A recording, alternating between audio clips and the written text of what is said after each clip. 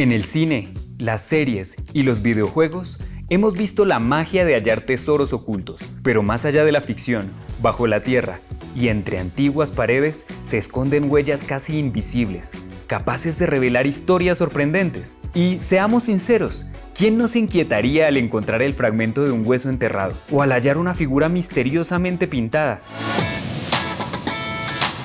En este episodio exploraremos cómo las búsquedas revelan que el pasado no desaparece, solamente está oculto, esperando a ser encontrado. Esto es Del Dicho al Hecho, la ciencia detrás de Bogotá. Hola, les damos la bienvenida a un nuevo episodio de este podcast Del Dicho al Hecho, la ciencia detrás de Bogotá, de las Olimpiadas STEM 2026. Un espacio donde la cotidianidad se convierte en una excusa para que podamos hablar, pensar, aprender y cuestionar. Mi nombre es Daniel Riaño. Y yo soy Ángela Neusa. Y bueno, Daniel, creo que todos hemos tenido acercamiento a la arqueología desde las películas, documentales e incluso en visitas de museos arqueológicos. Pero pocos hemos tenido la experiencia de conocer una persona que se dedique a esta profesión, o al menos hablo desde mi experiencia. Y por eso hoy nos acompaña Sebastián Rivas, bienvenido. Él es arqueólogo y cuenta con un magíster en patrimonio cultural. Pues, Ángela, muchas gracias, Daniel, muchas gracias por la invitación. Para mí es un honor estar aquí con ustedes y acompañarlos pues, en este capítulo para pues, conocer un poco más sobre la arqueología. ¿Qué les gustaría que les contara? Sí, no, bien, yo siento que aquí hoy vamos a desentrañar algunos de los mitos que puede haber sobre la arqueología y creería que estaría bien que empecemos hablando de qué hace un arqueólogo. Empecemos por ese contexto. ¿Qué haces en el día a día? Bueno, los arqueólogos estudiamos el pasado, las sociedades del pasado a partir de los objetos materiales. Eso es muy importante. Es una ciencia que es hermanita o más bien en algunos casos hija de la antropología, dependiendo pues de las tradiciones de estas disciplinas. Y lo que hacemos es en el día a día estudiar o leer muchos libros en las bibliotecas personales, ahorita con toda la era digital, entonces pues el internet, inteligencia artificial, en fin, todos estos son herramientas que nos permiten a nosotros pensar preguntas de investigación que una vez ya las tenemos más maduras, pues las ejecutamos o las desarrollamos en excavaciones arqueológicas. Pero antes de hacer una excavación arqueológica, primero hay que hacer todo un trabajo de estudio, de análisis para poder saber qué es lo que nos vamos a preguntar y qué vamos a hacer. Sí, claro, al final de cuentas hay que encontrar cosas, ¿cierto? Estamos en una búsqueda constante, ¿cierto? Y me gustaría primero pues traer a colación una pregunta. El equipo de Olimpiadas STEM estuvo en uno de los colegios participantes de estas Olimpiadas y los estudiantes pues también tienen unas preguntas y quisiera que viniera a colación una de ellas.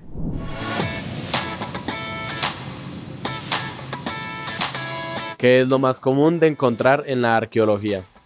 Bueno, los arqueólogos encontramos una infinidad de objetos, pero lo más común es la cerámica.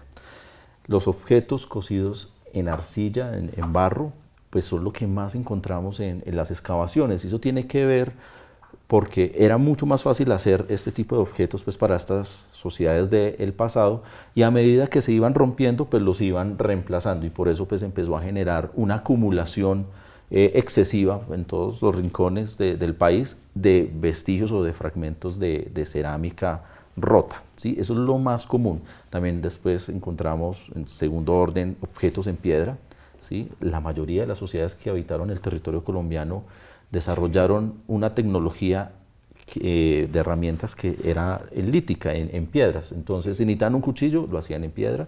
Si necesitaban moler granos de maíz o algún otro tipo de alimento, pues en piedra. Sí, okay. ¿Sí? Y así sucesivamente desarrollaron una gran cantidad, diversidad de objetos que eran las herramientas pues, que utilizaban en su día a día. Eso está bien interesante. Mira, este episodio se llama Busque bien y verá. ¿A qué vienen ustedes cuando se les dice busque bien y verá? Cuando nosotros estamos haciendo una investigación, pues es plantear la pregunta correcta para poder encontrar esas evidencias que nos permitan resolver pues, esa pregunta que nos hacemos. Claro, Uy, y la eso- total. Total, yo lo relaciono mucho con mi carrera. Sé que venimos de campos diferentes, yo soy economista, pero lo relaciono mucho porque en este momento nosotros recolectamos información, depuramos información y analizamos datos para, bueno, luego divulgar los resultados que encontramos de esas investigaciones. Y lo relaciono de esa manera, porque generalmente no encontramos un enlace o vemos la arqueología como algo lejano, algo que no tiene nada que ver con algo del pasado, que no, de lo cual estamos completamente desconectados. Y realmente pienso que esta disciplina explica en gran medida los comportamientos, nuestra cotidianidad. Entonces, me surge una pregunta y es, ¿cómo Sebastián considera que aporta la arqueología al desarrollo de la ciencia actual? Wow. La arqueología es una disciplina científica que permite conocer al ser humano en su dimensión cultural, en este caso del pasado, ¿sí? Aplicamos metodologías y herramientas de la antropología, como les decía, para poder entender estas sociedades. Nosotros también recolectamos datos, los procesamos y al procesarlos producimos unos resultados que nos permiten encontrar patrones y entender mejor a las sociedades del pasado. Es pertinente en nuestra sociedad porque nos permite entender de dónde venimos, cómo nos hemos transformado con el paso del tiempo y cómo también podríamos llegar a ser en el futuro. Quizás una de las mejores formas para viajar en el tiempo es a través de la arqueología, porque nos permite, a partir de esos objetos, posicionarnos en una época, en un momento, en un lugar, ya sea igual o diferente, pero bajo unas condiciones o un contexto completamente ajeno al nuestro. Y así generar un puente, una conexión entre pasado y presente que es muy potente. Sí, es como estás leyendo un libro de historia, pero dentro de los restos de lo que queda dentro de quienes habitaron antes. Y aquí viene algo muy interesante que creo que más de uno puede estar rondando una idea en la cabeza, pero vamos a dejar que otro estudiante lo exprese con nuestra segunda pregunta. ¿Qué tan sencillo es encontrar fósiles? Bueno, aquí hay que hacer una distinción también grande, ¿sí? Los fósiles los estudian y los recuperan los paleontólogos. Ah, bueno. Los arqueólogos Ok. nos dedicamos a buscar objetos de las sociedades que vivieron antes que nosotros. Ajá. Los paleontólogos estudian animales y plantas, desde luego, de hace millones de años. Los Los dinosaurios, arqueólogos, los literal. dinosaurios, exacto. Entonces, todo lo que vemos en Jurassic Park, Bueno. en fin, estos documentales maravillosos de estos canales de divulgación, pues son desarrollados por paleontólogos, que en el caso de Colombia, quien quiera ser paleontólogo en el futuro, pues estudia geología y de ahí ya emprende su camino, su ruta hacia la Hacia la paleontología. Así que si te imaginaste a Sebastián encontrando huesos de dinosaurios, eso no es. Eso no es. Listo. Si encontramos fósiles, lo que tenemos que hacer es reportarlos y que el investigador idóneo Apa. los estudie. Listo. Bueno, igual te los puedes encontrar. Sí, los podemos encontrar, claro, Ajá. y en la sabana de Bogotá, allí nomás, en Villa de Leyva, hay unos grandes yacimientos de restos paleontológicos que hablan de toda esa evolución del territorio, de cómo era lo que hoy llamamos Colombia, antes de que fuera Colombia, mucho antes de que fuera Colombia, encontrando pues unas especies animales maravillosas pues que hoy también permiten entender cómo eran estos ecosistemas hace millones de años. Buenísimo. Yo siento que está bien interesante y eso se relaciona un montón porque el que busca encuentra y muchas veces no sabemos qué nos vamos a encontrar, ¿no? De Que es acuerdo. más o menos lo que te pasa a ti con los datos. De acuerdo, nosotros empezamos a recopilar datos, no tenemos ni idea de con qué nos vamos a encontrar, pero bueno, depuramos, analizamos esta información, encontramos unas tendencias, unos patrones que nos permiten describir un fenómeno, ¿cierto? son muchos los imaginarios que tenemos alrededor de esta disciplina, pero me llama la atención porque sé que Sebastián se dedica a la arqueología y a la bioarqueología. Yo pensaría que una se desprende de otra, pero me gustaría que nos aclararas cuál es la diferencia entre esas dos ramas. Claro que sí, Angela. La bioarqueología se encarga de estudiar los restos humanos que están en los yacimientos arqueológicos, y a partir de ese estudio de estos restos humanos, pues podemos entender procesos culturales que estas sociedades experimentaron en el pasado. Por ejemplo, la desigualdad social, ¿sí? Entonces, siempre hemos pensado que había o ha existido desigualdad social. Entonces, unas personas con más objetos o con más capacidades que otras, ¿sí? Dentro de una misma sociedad. La bioarqueología nos permite entender esos procesos y ver si esas diferencias sociales eran en todos los campos. Por ejemplo, si hoy yo les preguntara qué desayunaron, De los huevitos, tostadita, ¿sí? cafecito, El juguito. juguito. Y si vamos y le preguntamos a un campesino ¿Qué desayunó? qué desayunó, Arepita. seguramente arepita, huevitos, al obrero que está trabajando en una construcción, huevito, arepita. Entonces, las diferencias sociales de cada una de estas personas que acabamos de mencionar son notorias, ¿sí? Pero todos consumimos lo mismo. Sí. Pero en algunos casos sí podríamos preguntar, bueno, ¿y qué cenaste anoche? Entonces, en algunos contextos, pues, salmón, y en otro lugar, Arroz con plátano. arroz con plátano. Y ahí empezamos a ver las diferencias. Entonces, la bioarqueología nos permite entender también esas diferencias sociales a partir del estudio de los restos humanos, ya sea haciendo análisis que podemos ver con nuestros ojos de los huesos, las características de los huesos, pero también si mandamos a hacer análisis especializados en laboratorios del exterior, como isótopos estables, por ejemplo, que son unos átomos de carbono, y aquí voy a ir, rapidito en esto. Isótopos estables. Búsquenlo en Google, por favor. Sí, son unos átomos maravillosos. Ajá. Que nos permiten saber qué comía la gente en el pasado. Wow. O sea, un átomo de un hueso. En un hueso. En un hueso. Todos estamos decir, estamos hechos de átomos. Arroz con plátano. Más o menos. Ah, bueno. Más o menos, más o menos. Entonces, estos isótopos se acumulan en los huesos. Sí. ¿Sí? Y cuando morimos, quedan encapsulados en los huesos. Lo que como morirá conmigo. Exacto. Entonces, si toda la vida comimos carne, los isótopos va a salir, comía mucha proteína animal. Si toda la vida consumimos solamente vegetales, entonces los vegetarianos, cuando les hagan estudios de isótopos estables en el futuro, va a salir que solamente comían vegetales. Ya me imagino los gimbros, aquí vamos 200 años en el futuro. Este man mire la cantidad de proteína y creatina que consumía este ser humano. Exacto. Entonces, el estudio de los restos humanos en los contextos arqueológicos nos acercan a esa corriente que es la bioarqueología, pero también hay arqueólogos que se especializan en los animales, entonces son zooarqueólogos, en las plantas, entonces son arqueólogos botánicos, y así sucesivamente se van generando unas subespecialidades, como los médicos, donde hay médico general, especialista para el cáncer, especialista para los ojos, y así sucesivamente.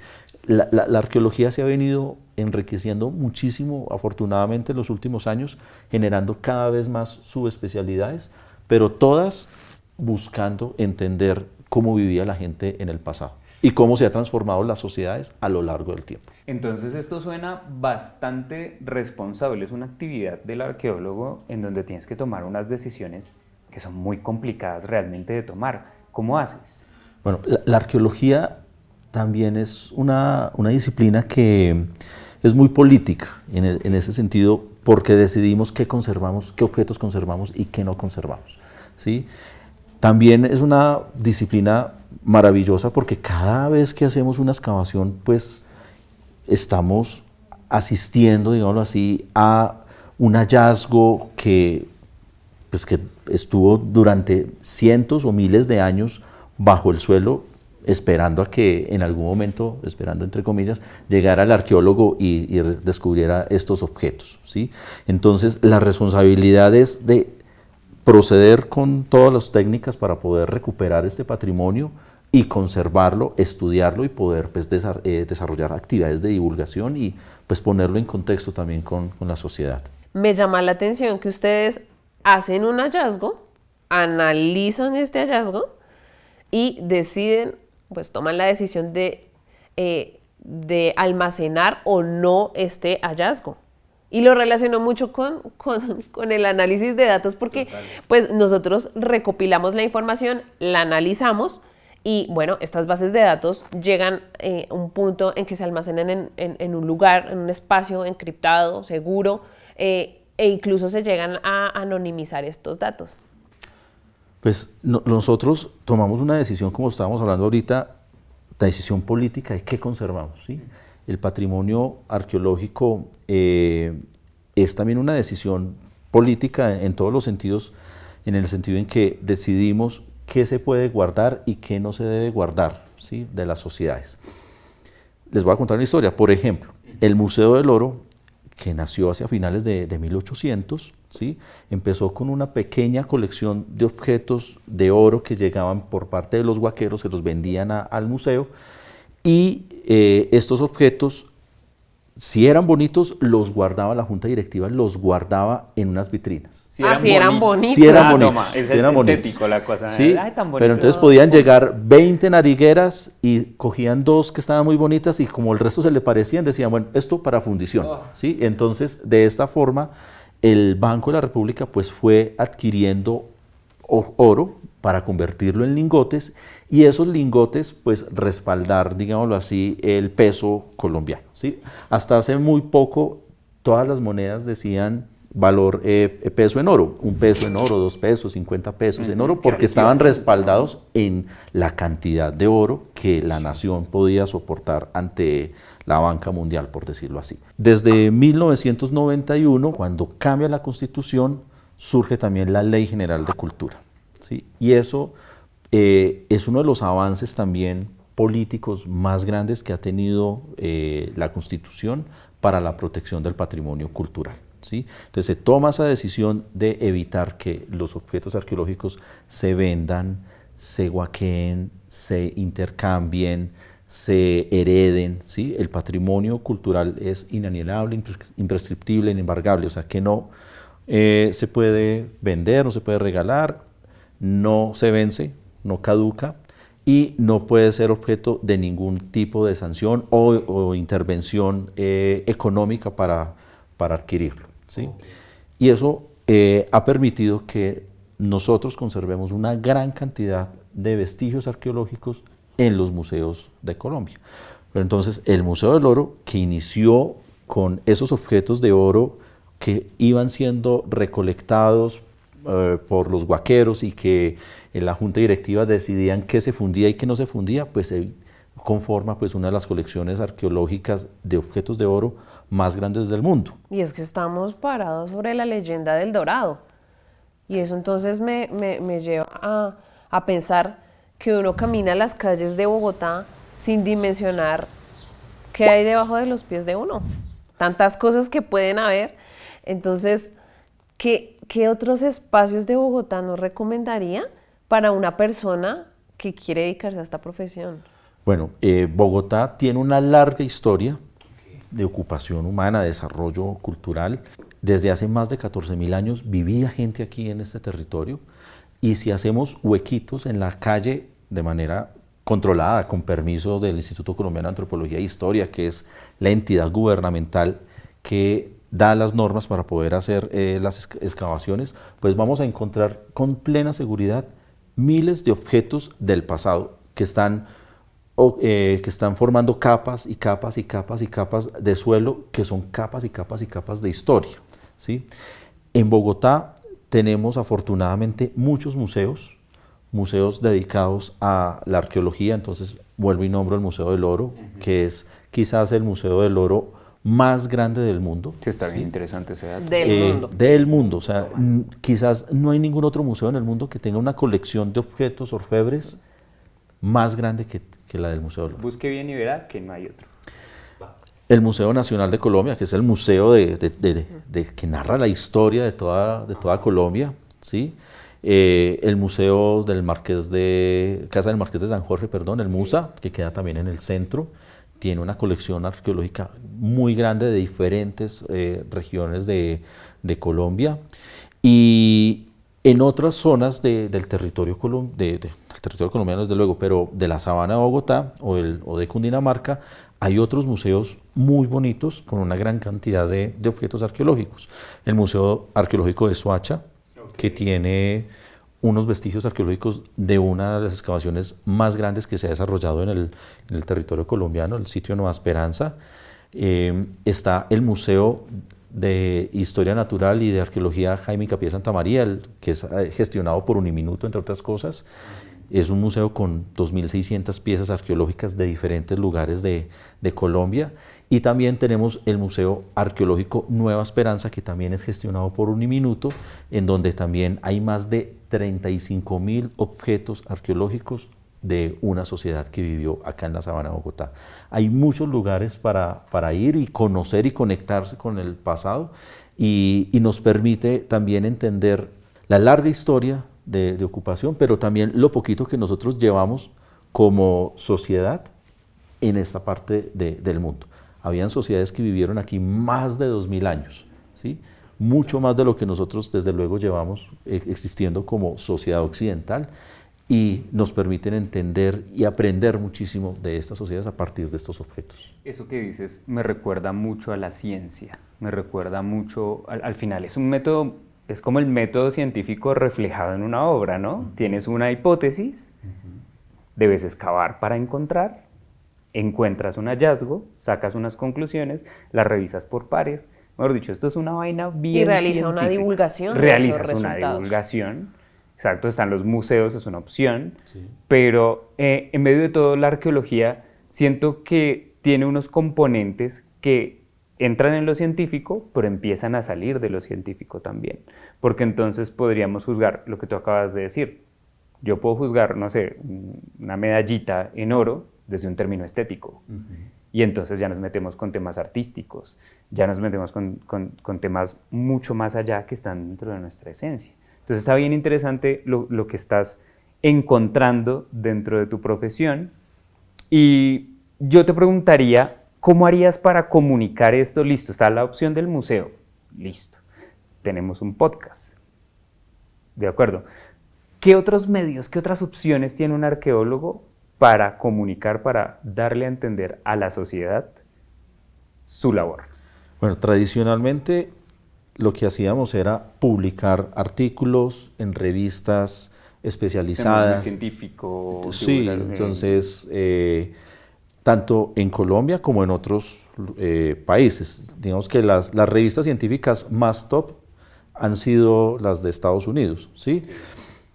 Libros, también generalmente pues acudíamos a los libros, pero ahora afortunadamente toda esta revolución digital y de comunicación que estamos experimentando nos ha permitido pensar en otros espacios como los podcasts que ahorita mencionabas, pero también programas de radio, storytelling que se pueden presentar en canales de YouTube, ¿sí? Sin necesidad muchas veces de acudir como a esa hegemonía que los medios tradicionales. Sí, exacto, entrevistas de televisión, en fin, que antes eran muy reservados y limitaba muchísimo el acceso a estos conocimientos. Ahora tenemos la oportunidad de poderlos incluso montar en blogs en internet, y que cada quien, sin importar, pues revise la información, ¿sí? Total, me hiciste acordar mucho de un autor, el autor Stephen King, no sé si ustedes lo conocen. Claro. Sí, Claro. claro. Él hace un ejercicio más relacionado con la paleontología. Él tiene un libro que se llama Mientras escribo,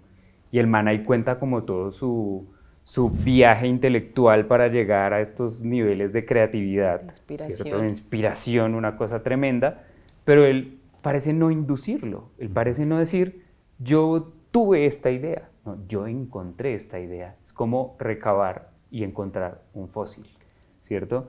Quizá las ideas, quizá la parte creativa también nos mantiene un poco más humildes respecto a qué realmente nosotros hacemos, y más bien realmente nosotros qué descubrimos. ¿Tú qué sientes? ¿Sientes que con los datos, Ángela, puede pasar algo similar? Sí, lo que les comentaba. Nosotros empezamos a recopilar datos y no tenemos ni idea de qué nos vamos a encontrar. De hecho, ni siquiera partimos de una hipótesis. Ni siquiera. Ok. Porque sentimos que ya tener una hipótesis ya entra, Te nos sesga. sesga. Entonces, recopilamos datos, no tenemos ni idea y ya pues nos sorprendemos una vez depuramos y analizamos estos datos. Sebastián, en Colombia sabemos que hay un déficit de ingenieros, ¿sí? Yo la verdad no conozco muchas personas que se dediquen a la arqueología y quiero saber su punto de vista. O sea, ¿usted considera que necesitamos más personas dedicadas a esta disciplina? Claro que sí, Ángela. O sea, los arqueólogos somos como un bicho raro, ¿sí? Digámoslo así, dentro de las disciplinas. Los o dentro de arqueólogos las... viendo este video. Sí, sí, sí. Seguramente mis colegas se van a sentir identificados. Somos muy poquitos, somos un gremio que no alcanza más de 3.000 personas. ¿Sí?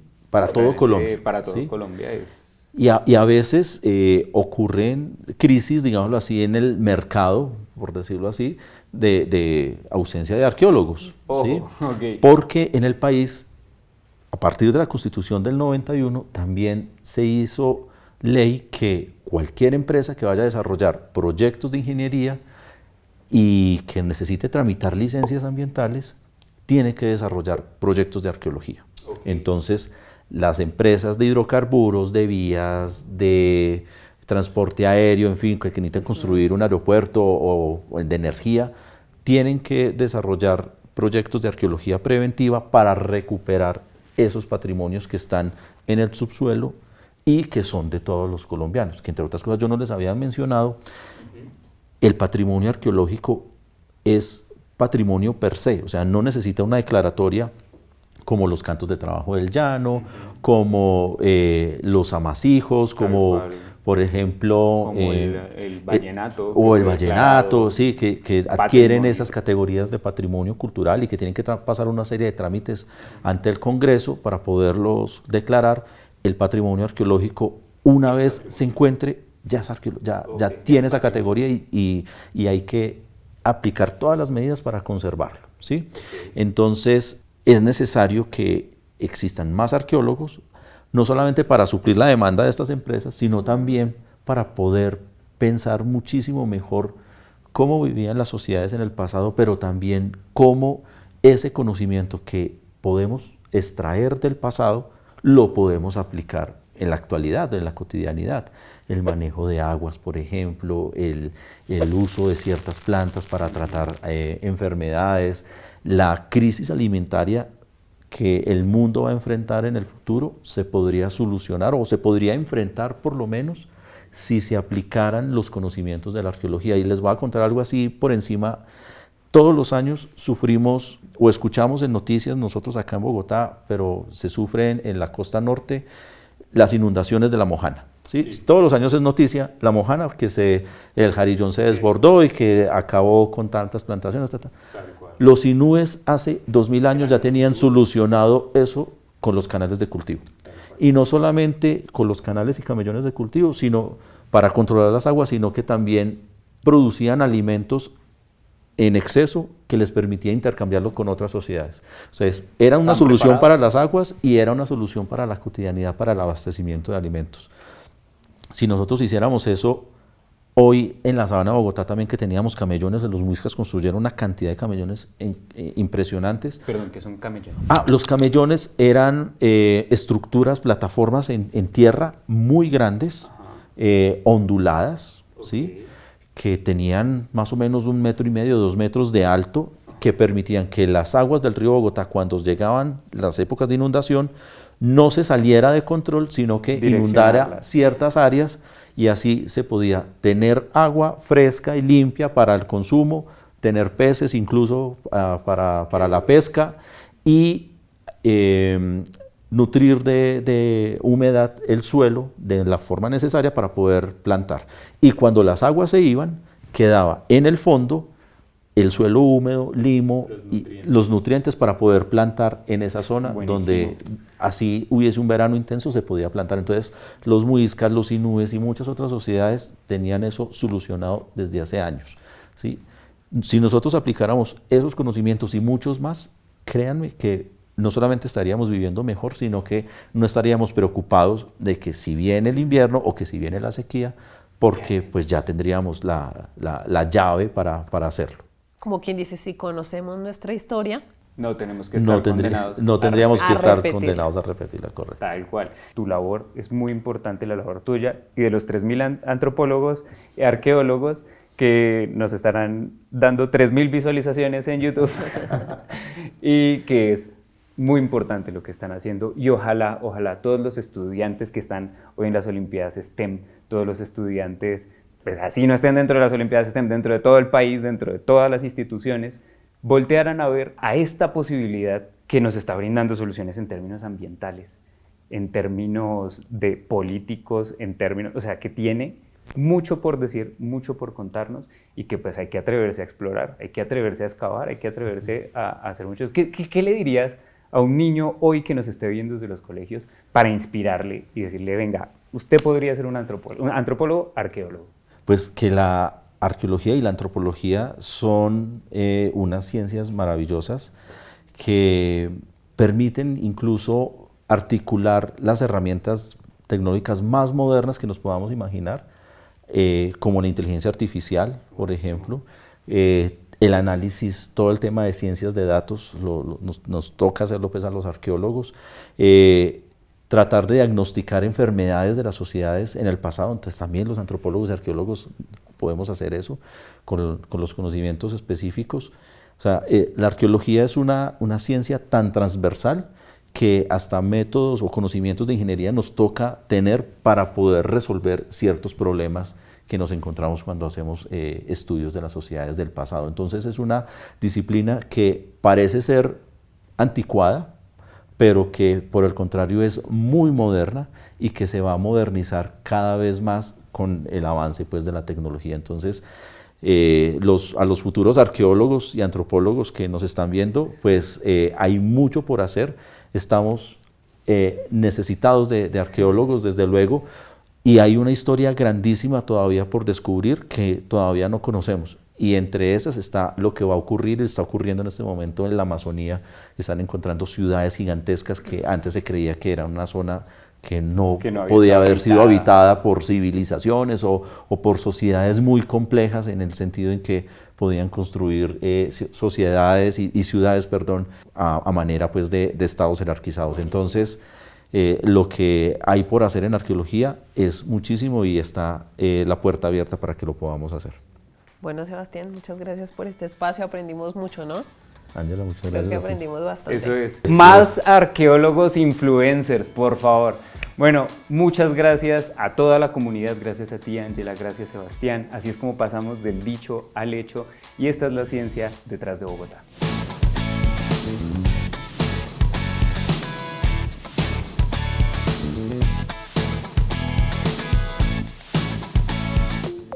Bogotá, mi ciudad, mi casa. Alcaldía Mayor de Bogotá.